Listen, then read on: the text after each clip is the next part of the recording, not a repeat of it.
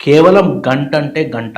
ఒక గంట వర్షం పడితేనే హైదరాబాద్ లాంటి మహానగరంలో మొత్తం జలమయం అయిపోయింది.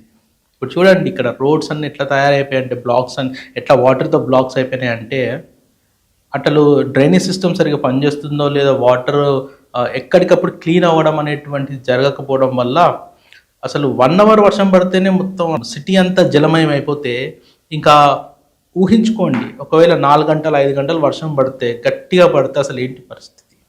ఇప్పుడు ఉదయం ఆఫీస్‌కెళ్తారు, ఈవినింగ్ మళ్ళీ ఇంటికొస్తారు.